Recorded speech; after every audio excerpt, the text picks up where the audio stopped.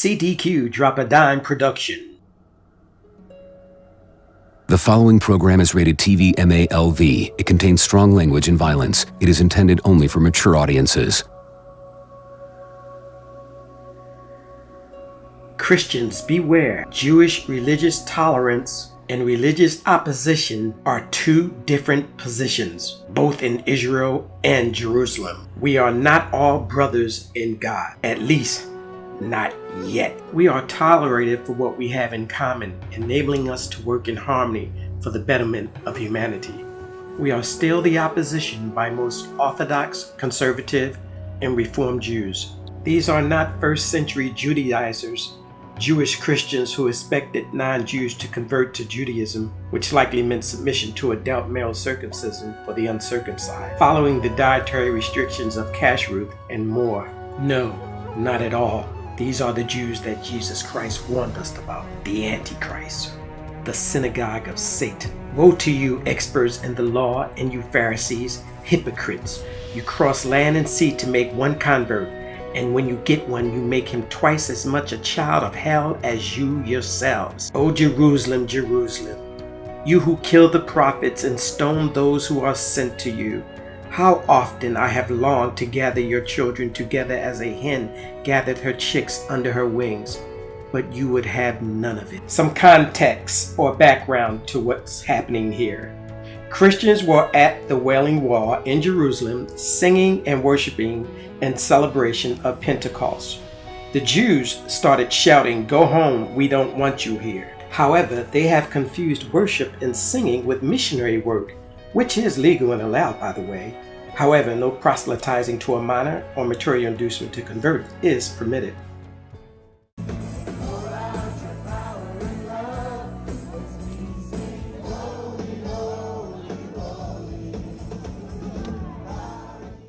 Before, during, and after that prayer meeting, a large group of ultra-Orthodox demonstrators harassed and even attacked some who attended the event.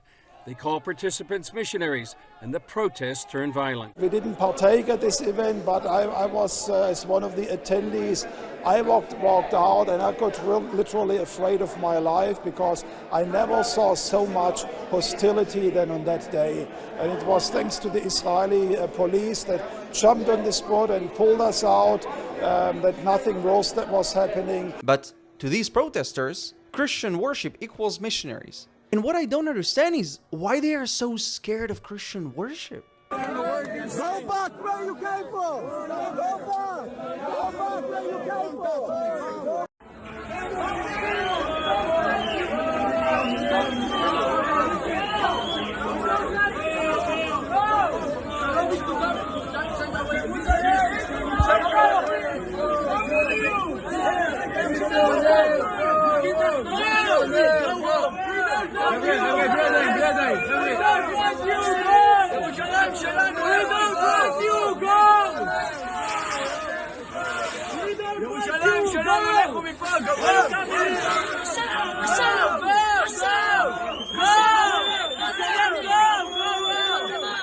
We haven't forgotten our temple that was destroyed by the Rome, which is so true. We have no forgotten the blood. No 6 million were murdered in the Holocaust. How we have returned to our country and pray in the remnant of our temple, which is right here, and that temple will be built soon. Please respect the feeling of the Jewish people and do your Christianity ceremonies in your churches, not here.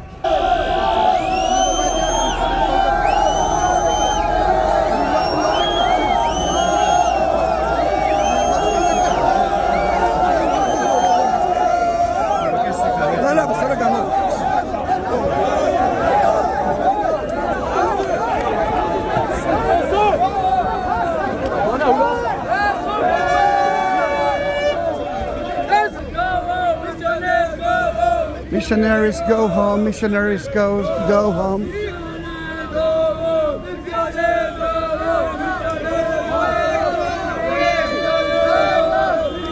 You see that guy is going with the IDF shirt. Missionary go home. And We're going a little bit far.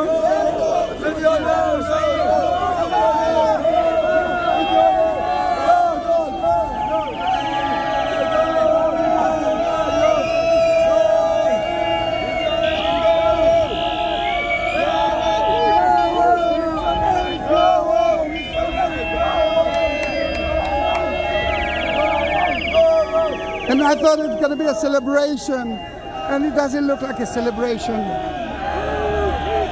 אני מצלם וידאו, את מדברת עברית, נכון? רואים. אני מצלם וידאו, אני מעלה את זה לערוץ שלי, צחי שקד. תכתבי צחי שקד.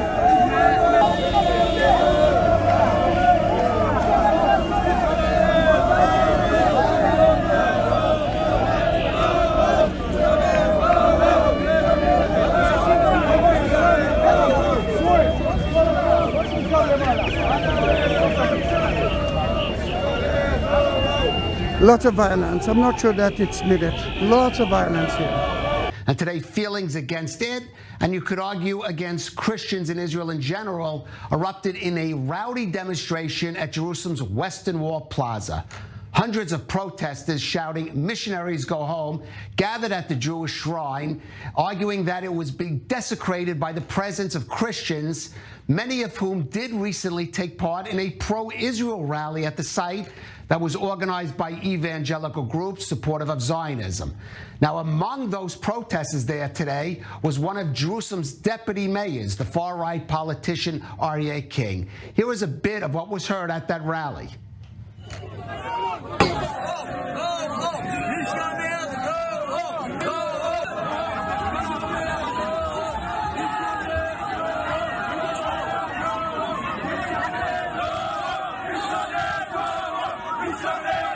Right-wing Deputy Mayor Aryeh King had this to say: "Congratulations to the hundreds who came to protest to the Jewish Quarter Development Company, which allowed Christian missionaries to perform Christian worship in a ceremony concerning preparations for a missionary operation among the residents of Israel.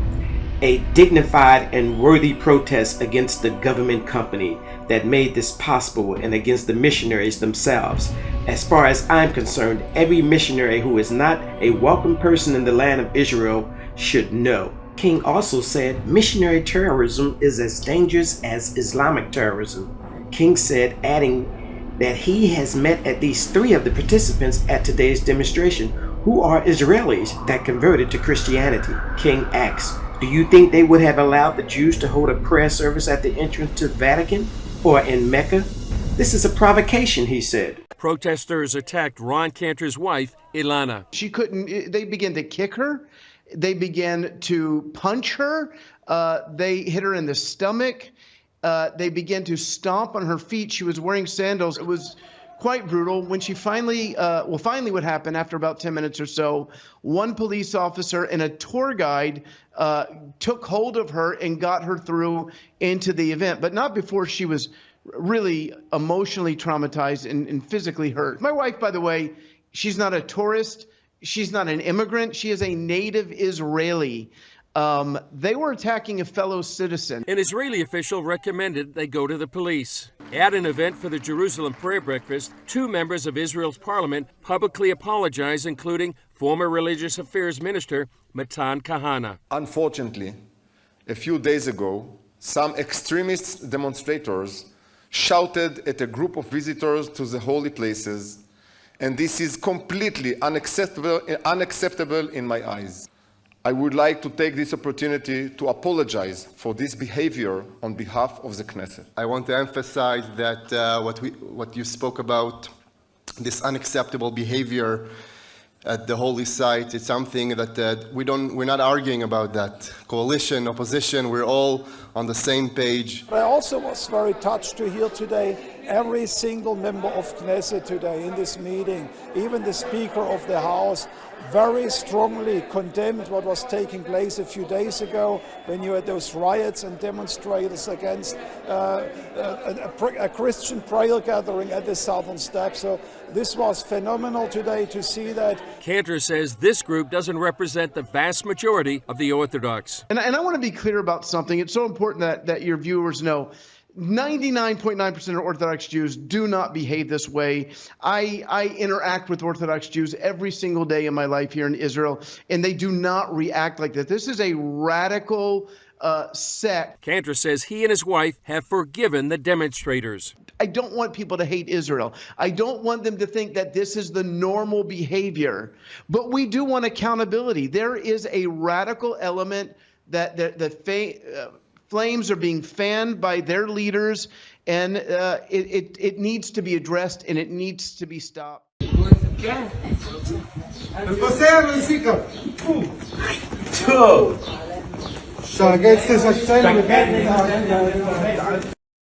Security camera footage on social media apparently shows two Jewish men wearing kippahs or yarmulkes entering the cemetery.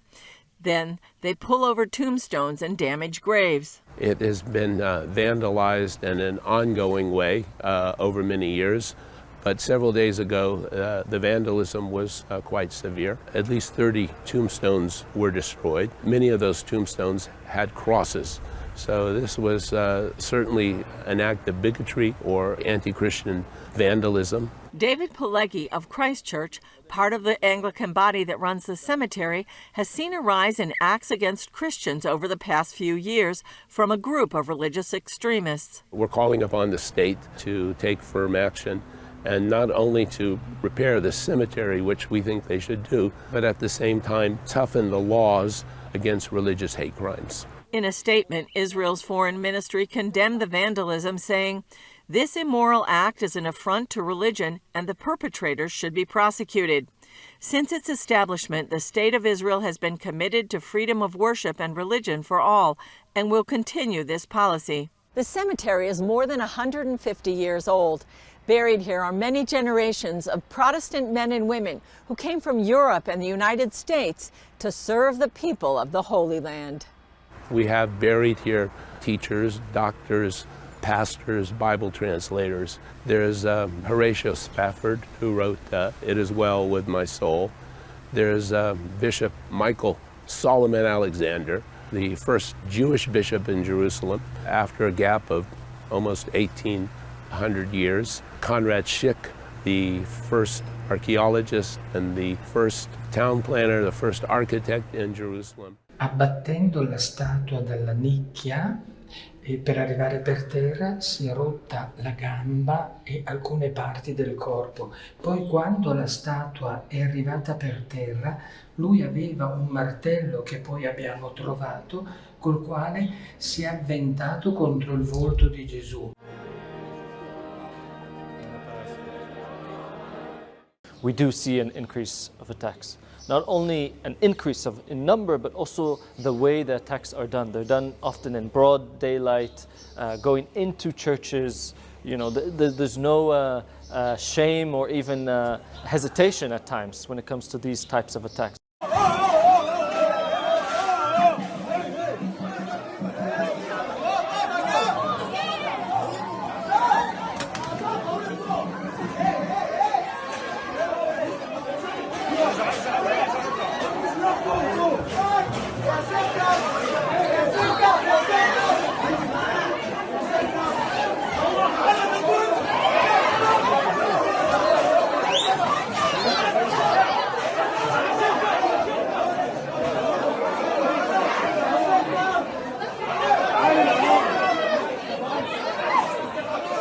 Following this attack, dozens of Israelis organized by Tag Meir visited the cemetery to express their solidarity with the Christians and urge their government to act. I came here today because I'm sad and ashamed to be standing in this very important historic graveyard of people who have built Jerusalem and people who have lived and loved Jerusalem.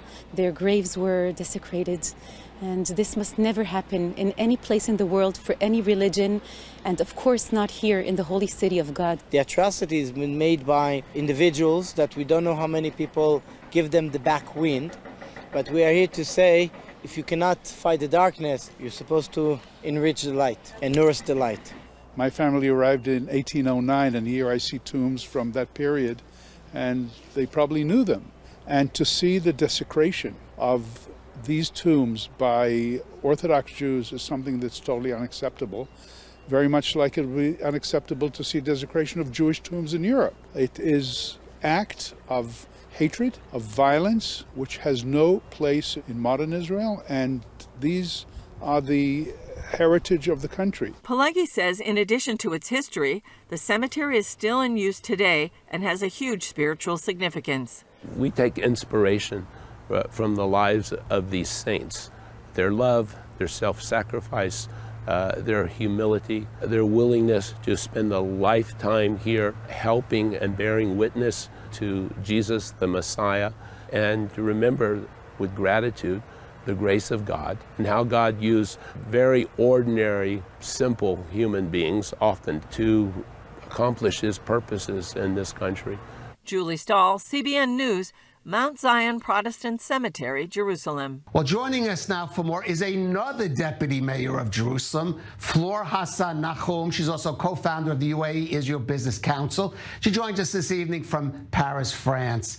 Flor, thank you for joining us. First of all, I want to get your reaction to that demonstration at the Western Wall that featured your, I guess, colleague, you could say, at Jerusalem City Hall, Deputy Mayor Aryeh King. Well, I'm very sad that this demonstration happened in the first place. Last night, I understood that Aryeh King had gone on the radio to ask people to come and demonstrate. I understood this from a friend and colleague of mine from the Christian Zionist community, and I really worked hard to try and put a stop to it. Unfortunately, I did not succeed. But it saddens me because I think there's a huge misinformation, miseducation amongst the right-wing religious Zionists.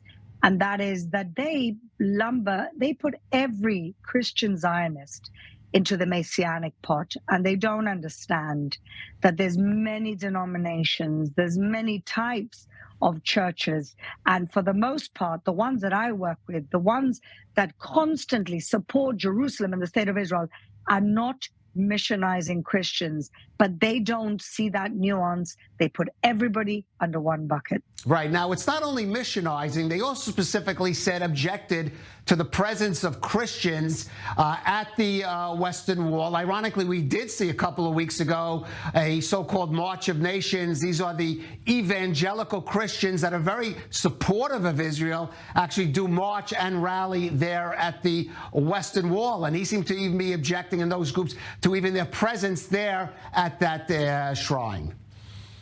Well, I've got to tell you, I'm very proud that I was part of the March of Life, the March of the Nations. They actually made their final rally in Safra Square at City Hall, sanctioned by the mayor. And so it's pretty ridiculous to believe, first of all, that all Christians are the same and everybody wants to missionize. That's really not the case, but they don't see this. And the second thing is, and this is what pains me the most, we have to fight constant delegitimization of the state of Israel by the foreign press. And for once, we have press which is pro-Israel from the Christian channels, which is press that is trying to show Jerusalem and Israel in the best possible light. And it's Aryeh King and his people who come and present that ugly light. And that is really very sad, because what he doesn't realize is that the Christian Zionists, the evangelicals in the United States and around the world are the main pro-Israel lobby today. We have, of course, our friends at AIPAC, our Jewish brethren who are doing hard work in the United States, but right next to them are the Christian Zionists, the pro-Israel Christians who do an amazing job of lobbying for the state of Israel. And if we can point to any one group that was responsible for moving the embassy of the United States from Tel Aviv to Jerusalem, our eternal capital, it's Mike Pence, and it's the Christians that were backing Mike Pence. And the fact that these people don't even understand this, it's just extremely frustrating. And I mean, you're just facing ignorance. That's what you're dealing with here. If the world hates you, ye know that it hated me before it hated you. If they have persecuted me, they will also persecute you. If they have kept my saying, they will keep yours also.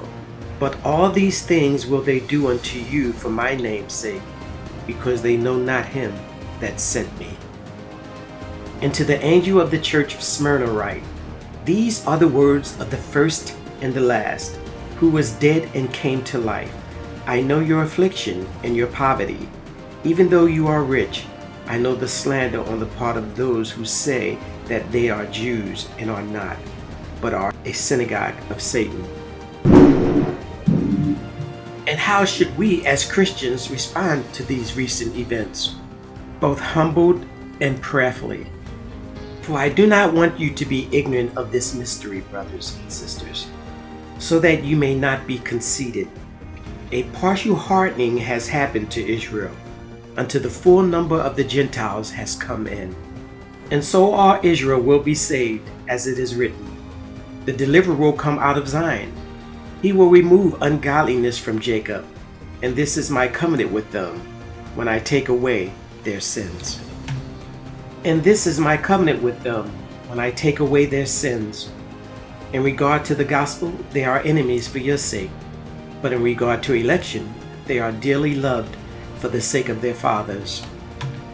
For the gifts and the call of God are irrevocable, just as you were formerly disobedient to God, but have now received mercy due to their disobedience.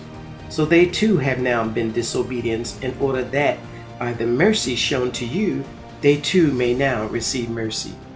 For God has consigned all people to disobedience, so that he may show mercy to them all. Oh, the depth of the riches and wisdom and knowledge of God! How unsearchable are his judgments, and how unfathomable his ways.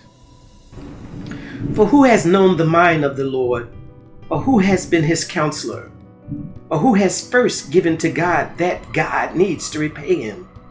For from him and through him and to him are all things. To him be glory forever. Amen. Then I looked, and here was the Lamb, standing on Mount Zion, and with him were 144,000, who had his name and his Father's name written on their foreheads. I also heard a sound coming out of heaven, like the sound of many waters, and like the sound of a loud thunder. Now the sound I heard was like that made by a harpist playing their harps. And they were singing a new song before the throne, and before the 4 living creatures and the elders. No one was able to learn the song, except the 144,000 who had been redeemed from the earth. These are the ones who had not defiled themselves with women, for they are virgins. They are the ones who follow the Lamb wherever he goes. These were redeemed from humanity as first fruits to God and to the Lamb, and no lie was found on their lips. They are blameless. So, with that being said, let us continue to pray for the peace of Jerusalem. May they be secure who love you.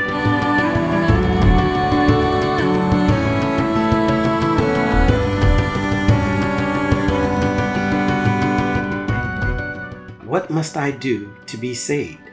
Repent and believe in the gospel of Jesus Christ, for the kingdom of God is at hand.